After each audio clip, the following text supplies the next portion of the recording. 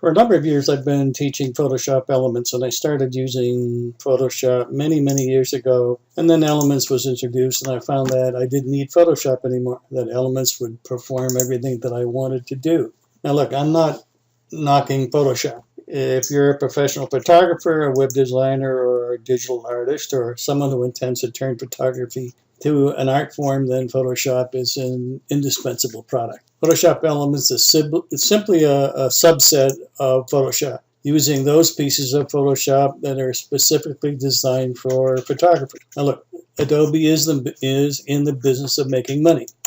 I think that if you're a stockholder, that's why you invest in Adobe. But what about you as a customer of Photoshop Elements? Now, in the old days, speaking as a long-time Adobe user, someone had bought a previous product could update to the next software product for a much lower fee than a customer who bought the newer version. Unfortunately, that's not the case anymore.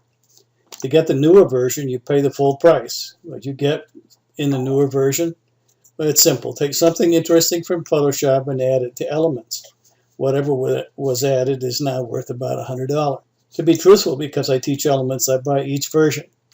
But the question would be, do I need to? Well, my answer to that, of course, is no. Almost all of the teaching I do requires every second or third version of PSC. There was one routine that I used in version 11 that I found to be important in my work. It was called the Magic Extractor. When I bought version 12, it had disappeared. I found that when I used the Magic Extractor, it took me about 10 seconds to take a background out of a photo. It was as simple as that. Another great feature that disappeared was called lighting effects. I love that, along with the texture fill, the frame from video, interactive layout mode in photo merge in the panorama view, filter, render, lighting effects, and I use this quite a bit, so I really miss it. And the other one was the enhance, adjust color and color variations. So lo and behold, when I bought 12, all of these had disappeared. So what did Adobe say? Why did they disappear?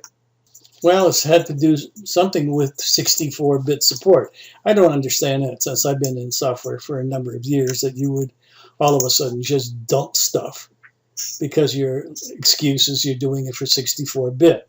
I don't know what that means, but it's a lame excuse. If I didn't teach PSC, I would have stopped buying PSC after PSC 11, unless they could convince me that owning the following versions would increase my productivity or greatly enhance my photographs. If you want to see the difference in each version, then you go to the website, Scandig. Beware that it only tells you about the additions of the versions and not what has probably disappeared. Now, here's an added bonus on version 13 and beyond had this new feature. The telephone support for Elements has been completely taken out, and the remaining support and chat is English only. If you feel that you need any of these additional features as they come out, by all means buy it. Otherwise, save yourself some money and exasperation. Just look at the yearly additions before you spend your money or something that doesn't help.